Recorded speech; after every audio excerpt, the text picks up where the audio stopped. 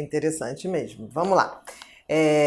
TOC, transtorno obsessivo compulsivo. Normalmente, o quadro de TOC é um quadro que você tem os pensamentos obsessivos, que são sempre pensamentos de conteúdo negativo, que se repetem, independente da vontade da pessoa. E compulsão, que é o ato que esses pensamentos geram.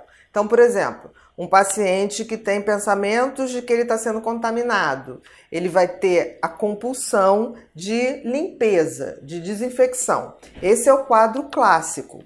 Mas o que acontece é que tem um tipo de TOC que você não tem a compulsão, você só tem os pensamentos obsessivos.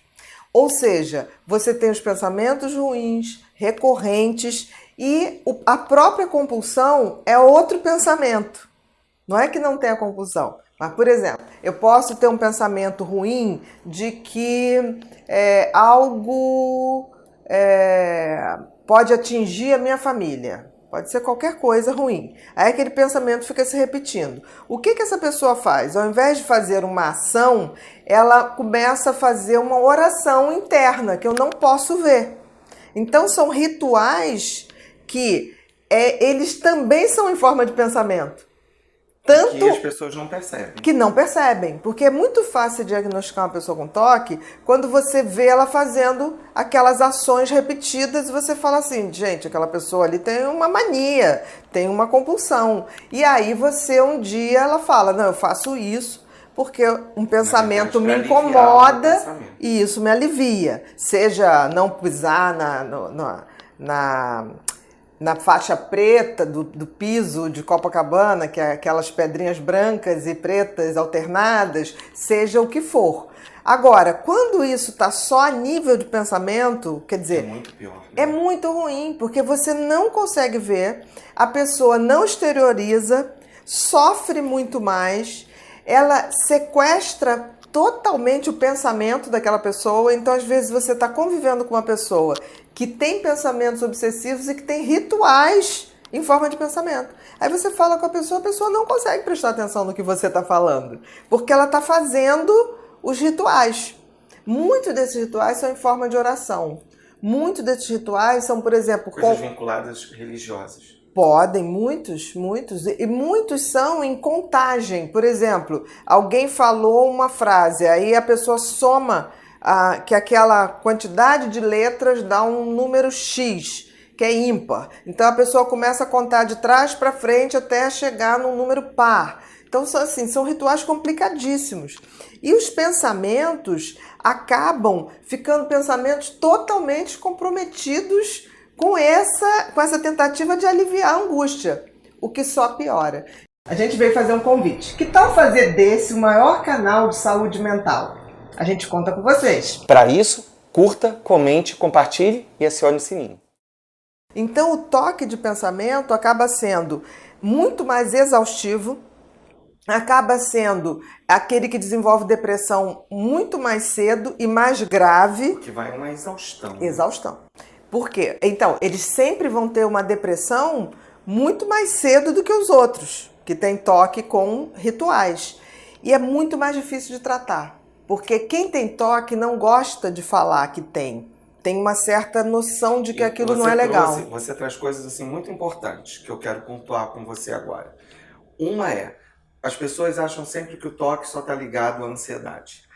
E a gente percebe que, na prática clínica, o TOC ele pode estar vindo da ansiedade, mas esse TOC de pensamento, ele precisa tratar, o paciente muitas vezes chega até você nem só pelo pensamento, ele chega por causa de uma exaustão mental. Geralmente ele já chega na depressão, porque assim, ninguém viu e ele tentou o tempo inteiro centralizar todos os pensamentos dele no sentido de aliviar aquilo, não consegue, é exaustivo, então em geral ele chega na depressão e uma depressão grave. Aí depois, quando você trata a depressão, é que ele vai falar da questão dos pensamentos e que os rituais em forma de pensamento que ele faz.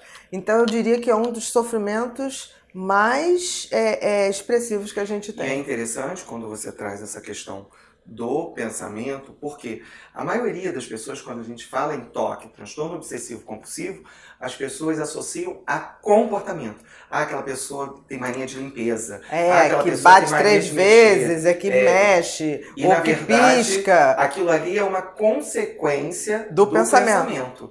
E aí, quando esse está à mostra, fica mais fácil do universo à volta observar que aquela pessoa está com um problema. E até sugerir ajuda Isso. ou se Já o do disponibilizar. pensamento, Não. de repente, fica ali entre Exatamente. ele e ele nem pode expressar, porque muitos pensamentos ele não pode expressar para Ele ninguém. não expressa, ele se sente extremamente culpado dos pensamentos, que sempre são pensamentos muito ruins, muito ligados a conteúdo sexual ou a conteúdos sexuais inapropriados, e que a própria pessoa tem uma crítica muito grande.